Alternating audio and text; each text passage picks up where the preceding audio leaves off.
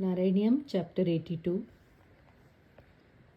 प्रद्युम्नो रौक्मिणीय सखलु तव कला शम्बरेणाहृतस्त्वं हत्वा रत्या सहाप्तो निजपुरमहरत् रुक्मिकन्यां च धन्यां तत्पुत्रोऽथानिरुद्धो गुणनिधिरवहत् रोचनां रुक्मिपौत्रीं तत्रोद्वाहे गतस्त्वं न्यवधिमुसलिना रुक्म्यपि द्यूतवैरात् बाणस्य सा बलिसुतस्य सहस्रबाहोः माहेश्वरस्य महिता दुहिता किलोषा त्वत्पौत्रमेनमनिरुद्धमदृष्टपूर्वं स्वप्नेऽनुभूय भगवन्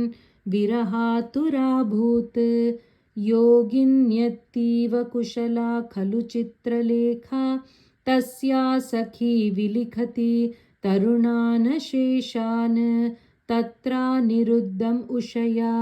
विदितं निशायाम् आनेष्टयोगबलतो भवतो निकेतात् कन्यापुरे दयितया सुखमारमन्तं चैनं कथञ्चन बबन्धुषि शर्वबन्धौ श्रीनारदोक्ततदुदन्तदुरन्तरोषैः त्वं तस्य शोणितपुरं यदुभिर्निरुन्धाः पुरीपालशैलप्रियदुहितृनाथोऽस्य भगवान् समं भूतव्रातैर्यदुबलमशङ्कं निरुरुधे महाप्राणो बाणो झटिति युयुधानेन युयुधे गुहप्रद्युम्नेन त्वमपि पुरहन्त्रा जगत्तिषे निरुद्धाशेषास्त्रे मुमुहुषि तवास्त्रेण गिरिशे धृता भूता भीताः प्रमथकुलवीरा प्रमथिताः परास्कन्दत्स्कन्द कुसुमशरबाणैश्च सचिवः सकुम्भाण्डो भाण्डं नवमिव बलेनाशु बिभिदे चापानां पञ्चशत्या प्रसभमुपगते छिन्नचापेतबाणे व्यर्थे याते समेतो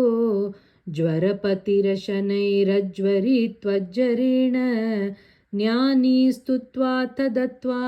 तव चरितजुषां विज्वरं सज्वरगात् प्रायोऽन्तर्ज्ञानवन्तोऽपि च बहुतमसा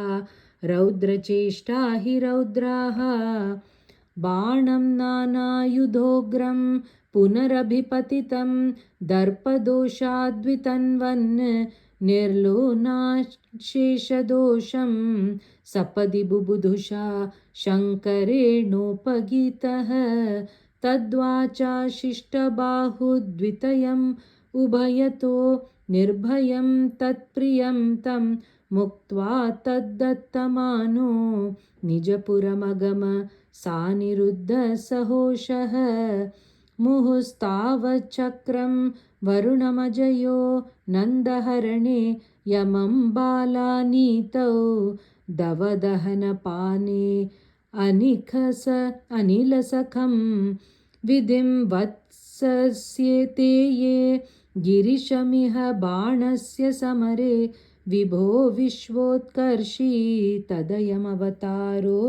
जयति ते द्विजरुषा कृकलासवपुर्धरं नृगनृपं त्रिदिवालयम् आपयन् निजजने द्विजभक्तिम् अनुत्तमाम् उपदिशन् पवनेश्वर पाहि मां नारायण अखिलगुरो भगवन् नमस्ते।